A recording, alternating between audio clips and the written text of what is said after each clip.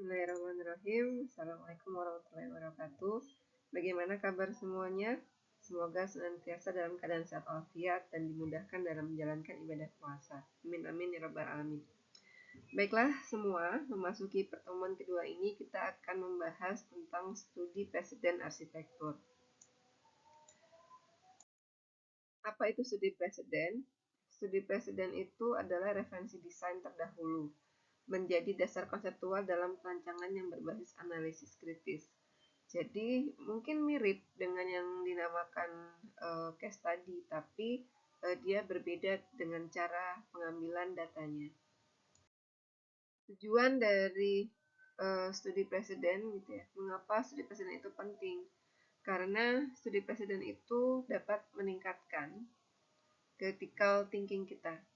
Kemudian dapat memahami solusi desain secara nyata dan membangun argumentasi secara kuat baik kepada tim desain, klien. Nah, di sini mahasiswa akan belajar dari praktek-praktek nyata. Lebih lanjut nanti kalian bisa lihat dari web yang ada di sebagai citasi di sini. Di situ lebih dijelaskan apa manfaat dan tujuan dari studi presiden. Bagaimana caranya atau metodenya? Metode dalam presiden ini ada 3. Yang pertama adalah melihat atau mengobserve, mendatangi langsung, mengamati, menyaksikan, mengukur, mendokumentasikan. Intinya kita dapat merasakan apa yang ada di objek dari presiden kita. Kemudian kondisi ini bisa kita lengkapi dengan cara mendengar. Bagaimana itu? Yaitu dengan cara kita melakukan wawancara, ngobrol, menyebar kuesioner, ada forum diskusi, dan seterusnya. Siapa yang kita lakukan? Siapa objeknya? Yaitu adalah masyarakat di sekitar kita, karena kita harus paham terkait dengan konteks di sekitar kita. Kemudian dengan cara membaca. Apa yang dibaca? Bisa dari buku, jurnal ilmiah, majalah, media massa, misalnya dari Instagram yang FYP, dari TikTok yang FYP, atau dari tontonan YouTube. Semua itu bisa menjadi referensi kita. Sebuah studi presiden yang baik itu bukan hanya sekedar mengambil, oh di sana gambarnya bagus, oh itu kondisinya baik, tidak. Tapi caranya adalah dengan kita memahami apa kegunaan dan siapa penggunanya. Kemudian di mana letak tapak dan beserta lokasinya. Ini sama seperti ketika kalian melakukan survei ya. Survei yang kalian lakukan itu juga memberikan gambaran yang spesifik terkait dengan objek secara langsung. Kemudian material dan konstruksi. Kita juga harus paham material apa saja yang digunakan pada objek studi presiden dan bagaimana pembangunannya. Sehingga di sini juga kita bisa mencari tahu terkait dengan sejarah atau perjalanan dari objek presiden tersebut. Kemudian bagaimana strategi desain? Belakangan ini seringkali kita mendengar sustainable strategies karena sustainable atau keberlanjutan itu merupakan salah satu strategi dalam ide desain atau perancangan pembangunan. Kenapa demikian? Karena isu-isu yang melekat saat ini adalah isu yang terkait dengan lingkungan. Sebelum kita mengambil sebuah objek presiden, mestinya kita harus tahu dulu ya gambarannya dan melihat dari beberapa sumber. Misalnya kita bisa melihat gambaran arsitektur, objek arsitektur secara global. Karena sudah banyak sekali objek-objek arsitektural yang terbangun ya di dunia ini. Dan secara real ya itu sudah kita bisa lihat berbagai macam objeknya. Kemudian kita bisa melihat dari Pinterest misalnya, ini adalah sumber sekundaris sumber gitu ya. Kemudian dari history books atau buku-buku bersejarah. Ini adalah untuk melihatkan bagaimana objek yang mau diambil itu timeline atau historinya itu seperti apa, ini kita bisa ambil dari buku-buku sejarah. Kemudian kita menyaring gitu ya, menyaring objek presiden tadi ini. Yang pertama kita melihat secara konteks karena belum tentu semuanya itu bisa langsung kita adaptasi. Meskipun mungkin perlu adaptasi, itu bisa kita jadikan sebuah argumen. Namun contoh-contoh yang baik itu bisa kita masukkan ke dalam studi presiden kita. Kemudian yang kedua terkait dengan skala atau size atau kompleksitinya. Misalnya apakah skalanya skala kota, skala lingkungan, apakah bisa terjangkau oleh masyarakat dan seterusnya. Dari sini kita juga menyaring terkait dengan specific problem sebagai isu dasar, sehingga benar-benar yang kita dapatkan itu adalah selected president, ya, atau presiden yang benar-benar tersaring sesuai dengan kebutuhan kita. Nah, langkah-langkahnya diantaranya adalah yang pertama, kita mengimajinasikan, memilih dan menjelaskan. Kemudian kita mencari sebuah literatur dan persoalan-persoalan desain, kemudian kita mencoba menafsirkan respon desain terhadap tapak, konteks maupun pengguna. Bagaimana caranya? Yang pertama adalah kalian menyusun sebuah program awal tentang gagasan desain. Misalnya saat ini kita memiliki objek terkait dengan public space ya. Nah, public space itu nanti kita bisa mencari apa yang biasanya dilakukan terkait dengan public space tersebut. Misalnya ada semacam taman olahraga atletik, taman film, atau taman bunga dan seterusnya yang itu akan memberikan pengaruh pada kajian presiden desain publik.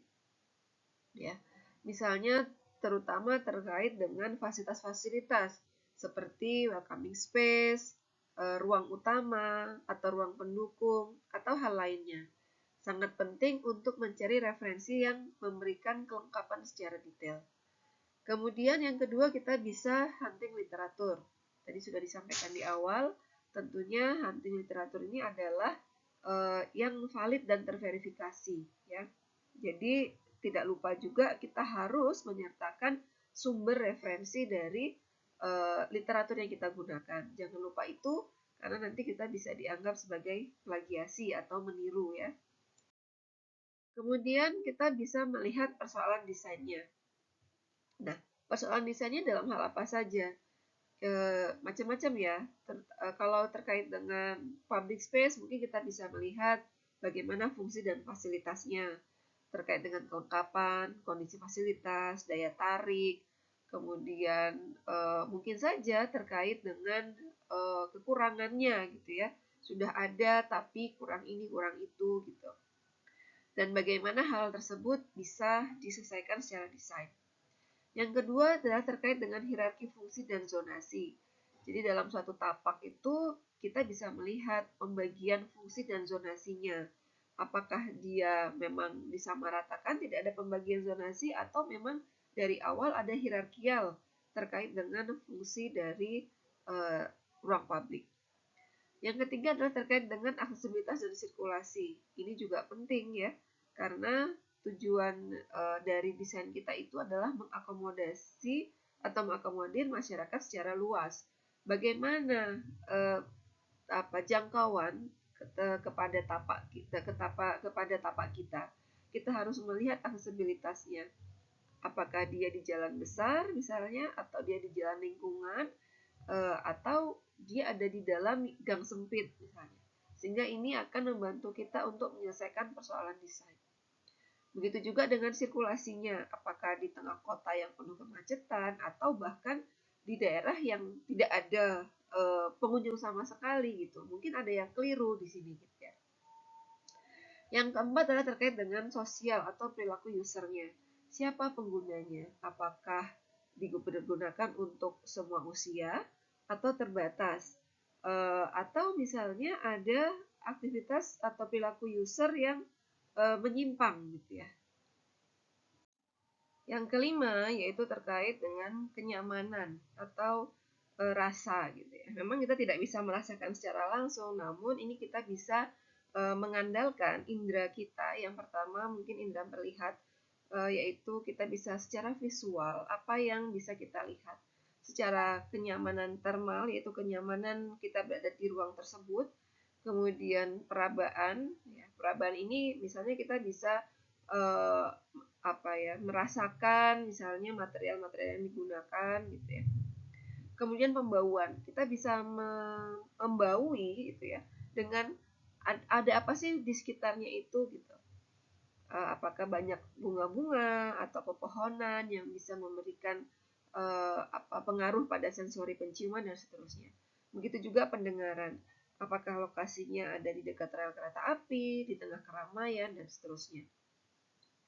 Kemudian yang keenam adalah terkait dengan sarana penunjang keamanan dan keselamatan. Ya ini misalnya taman-taman yang akan digunakan untuk aktivitas kelompok rentan gitu ya. Di mana kita harus melihat bagaimana aspek-aspek di dalam taman tersebut atau ruang publik tersebut bisa memberikan keamanan dan keselamatan.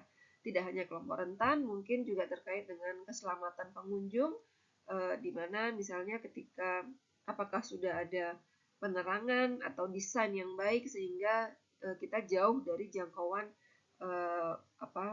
copet atau rampok atau mungkin ada seksual harassment dan seterusnya. Kemudian kita bisa melihat aspek estetika. Di sini adalah bagaimana kita melihat komposisi dari ruang tersebut. Kemudian komposisi bentuknya, warna, proporsi, skala, dan seterusnya. Ini yang bisa kita lihat. Kemudian yang ke-8 terkait dengan landscaping. Bagaimana landscaping ini misalnya dalam penggunaan elemen perkerasan. Apakah sudah sesuai atau belum?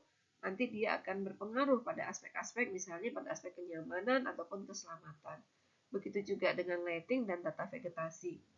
Ini kemarin, bukan kemarin ya, maksudnya saya pengalaman dari beberapa kali berada di Taman Merjosari itu ya, di Taman Bunga Merjosari.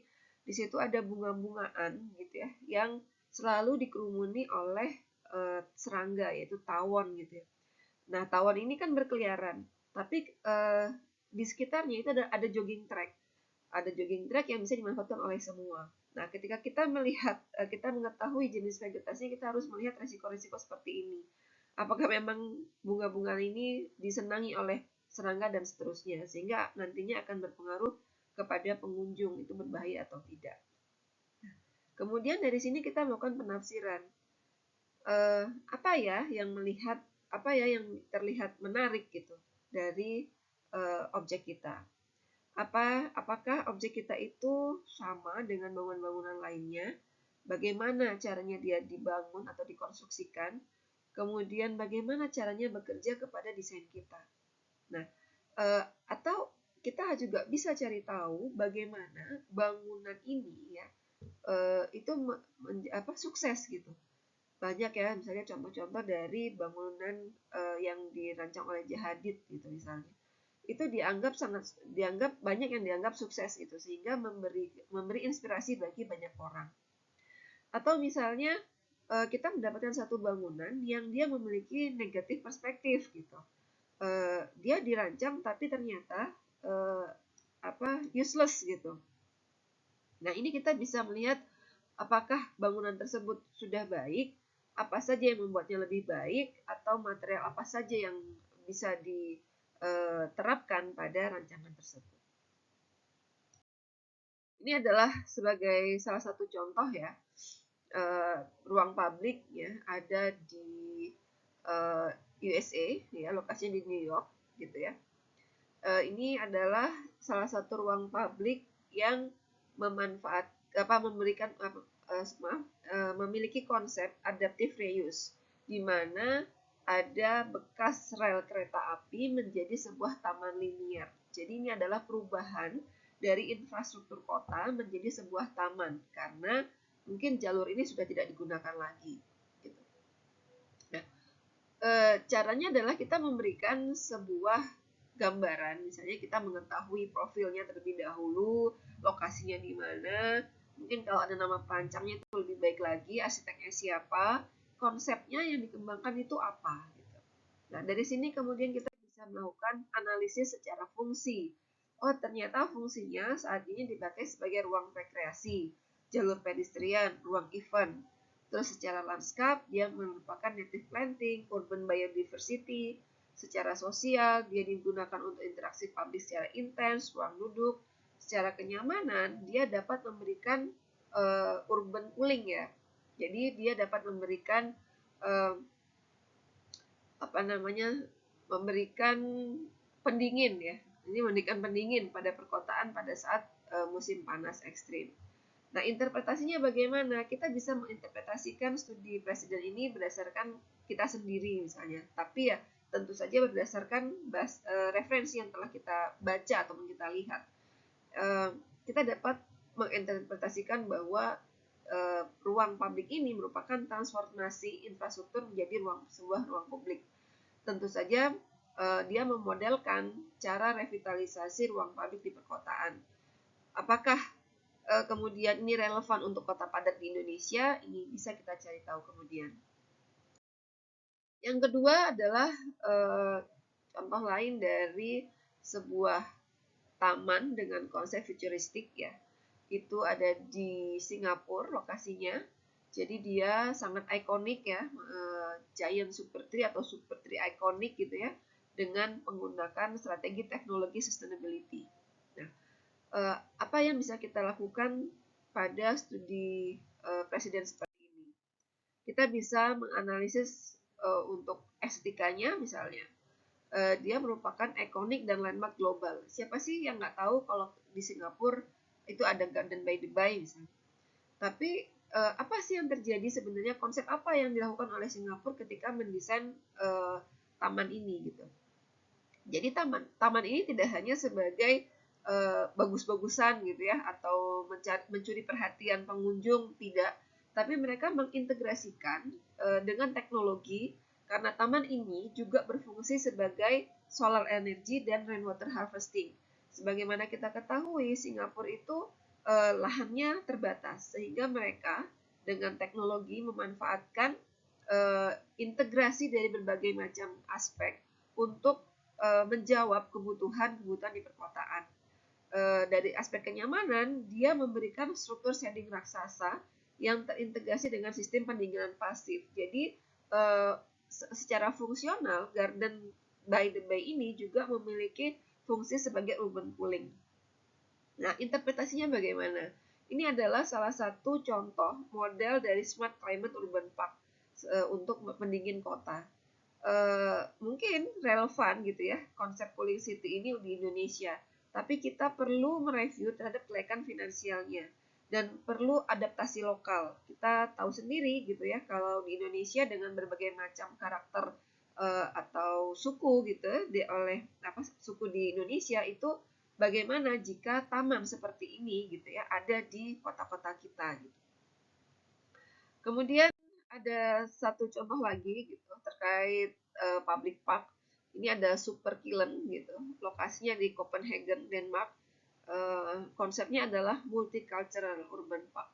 Ini adalah taman di tengah kota yang berfungsi untuk menampung aktivitas sosial masyarakat. Nah, jadi yang menjadi poin utama dari taman ini tadi, Taman Superkilen ini adalah dia merepresentasikan budaya global sehingga menjadi ruang inklusif bagi seluruh masyarakat yang akan beraktivitas di sana.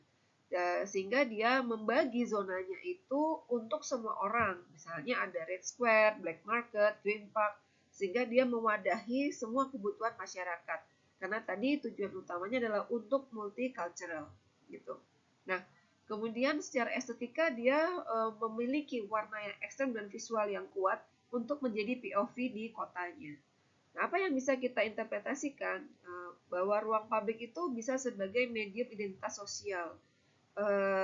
Bisa relevan untuk kawasan heritage atau kota yang majemuk. Ini misalnya kota-kota yang mungkin sudah mengalami penurunan gitu ya. Kemudian diadakan suatu pembaharuan dengan cara bagaimana caranya orang supaya hadir di tengah-tengah ruang publik tersebut. Nah, Dari ketiga referensi tadi, kita mencoba melakukan perbandingan gitu ya. Ini contoh, tidak harus seperti ini gitu ya. Boleh kalian kembangkan lagi, bahkan tadi parameternya itu lebih luas lagi, itu bisa dikeluarkan. Misalnya terhadap taman ini adalah skala ya, pertama terkait dengan skala. Kalau yang pertama tadi dia linear, sifatnya linear. Linear itu ya koridor ya, kalau di kita itu mungkin ya kayak koridor sepanjang jalan misalnya seperti itu.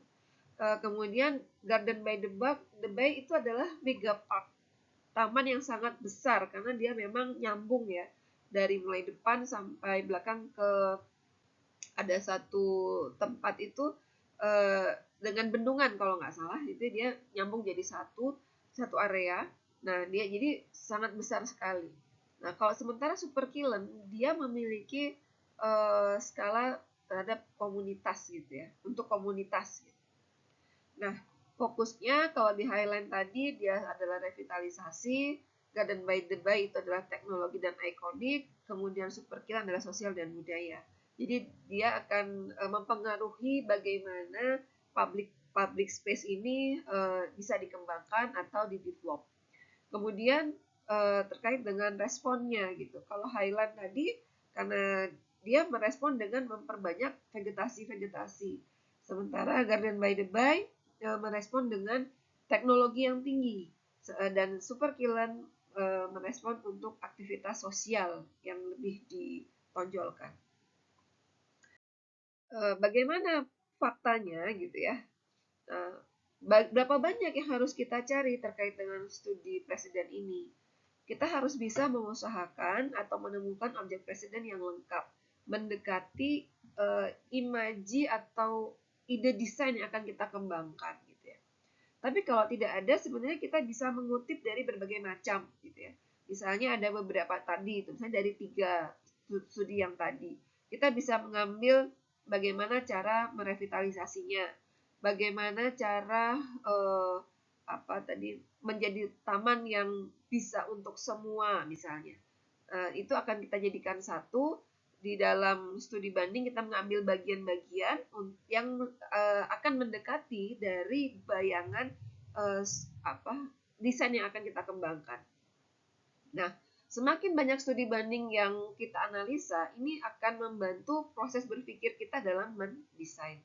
Kemudian jangan lupa kita juga harus menyajikannya ya atau mengkomunikasikannya itu dalam bentuk infografis gitu ya. Dalam format biasanya kalau untuk DAI 1 dalam format A3, kemudian jumlah lembar itu kita sesuai dengan kebutuhan. Kita coba mulai untuk menyajikan dengan baik, yaitu kita misalnya dengan berikan garis tepi, pop gitu, dengan finishing yang bebas ya. Dan selanjutnya untuk studi presiden ini menjadi tugas individu dari masing-masing ya, karena kemarin kalian kan sudah melakukan data ya, pengkolektifan data. Nah, di sini sebenarnya kalian sudah punya bayangan sendiri sebenarnya dari objek kalian yang jadi tugas ini mau diapakan sih sebenarnya gitu. Nah, model presentasi penyajian itu bisa dalam format storyboard gitu atau format infografis. Ini silahkan nanti dicari referensinya sendiri. Itu banyak sekali contoh-contoh bagaimana kita melakukan studi presiden, menyajikan studi presiden. Formatnya tadi A3 ya, bebas. Kemudian required kontennya yang pertama ada project profile ya, dan arsiteknya supaya kita tahu tadi bagaimana sih si arsitek ini cara mengembangkan ide sehingga berhasil gitu ya. Kemudian deskripsi dari konsep, kemudian poin-poin dari analisis. Ya. Jadi misalnya poin 1 ya sudah dijelaskan nama objek, lokasi dan seterusnya.